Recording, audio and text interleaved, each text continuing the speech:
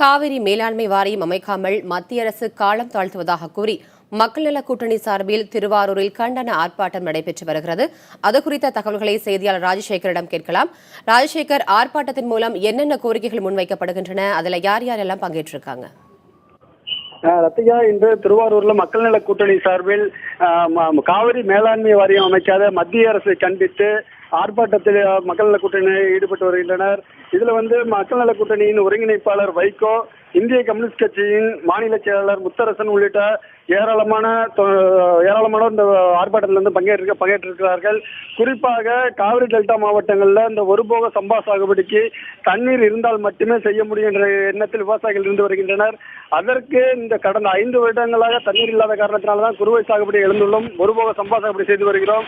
இனி வரும் காலங்களில் தொடர்ந்து தண்ணீர் பெறுவதற்கு காவிரி மேலாண்மை வாரியத்தை அமைத்தால் மட்டுமே நமக்கு கிடைக்க வேண்டிய தண்ணீர் முழுமையாக கிடைக்கும் என்ற எண்ணத்தில் உச்சநீதிமன்றம் அளித்த தீர்ப்பை மத்திய அரசு செயல்படுத்தவில்லை. இதனை கண்டித்துதான் மக்கள் நல கூட்டணியினர் தற்போது ஆர்ப்பாட்டத்தில் ஈடுபட்டு வருகின்றனர். சத்யா. ராஜசேகர், இந்த ஆர்ப்பாட்டத்திற்கு எந்தெந்த அமைப்பினர் ஆதரவு தெரிவிச்சிருக்காங்க? பத்மபிரியா, இந்த ஆர்ப்பாட்டத்தில் பாத்தீங்கன்னா இந்திய கம்யூனிஸ்ட் கட்சி, மார்க்சிஸ்ட் கம்யூனிஸ்ட் கட்சி, விடுதலை சிறுத்தைகள் கட்சி, மதிமுக, இந்த 4 கட்சிகளும், அது மட்டும் இல்லாமல் விவசாய சங்கத்தை சேர்ந்த சிந்தாமணி இவர்கள் இந்த போராட்டத்தில் கலந்திருக்காங்க. இவர்களுடைய போராட்டம் இது மட்டுமின்றி வருகிற 17 மற்றும் 18ஆம் தேதி நடக்க இருக்கின்ற 48 மணி நேர தொடர் ரயில் மறியல் போராட்டத்திற்கும் மக்கள் நல கூட்டணியானது எங்களுடைய ஆதரவு அளிப்போம் எனவும் மக்கள் நல கூட்டணியின் ஒருங்கிணைப்பாளர் வைகோ நம்மிடம் செய்தியாளரிடம் தெரிவிச்சிருக்காரு. அது மட்டுமின்றி தண்ணீர் கிடைப்பதற்கு கிடைக்காமல் இருப்பதற்கு முக்கிய காரணம் மத்திய அரசு.